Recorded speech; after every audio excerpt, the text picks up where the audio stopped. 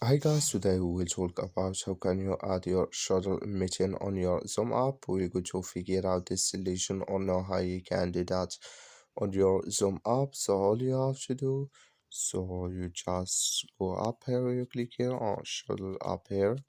So then you come to this list, then here you add your uh, add Zoom meeting here. So then here you add your date and from to, so here add time, and here you add date, so here time zone, so you add here your city, then here you repeat if you want to add no or every day or every week.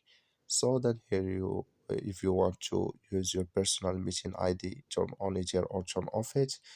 Here if you want to add your passcode and enable watching room, if you want to turn on it.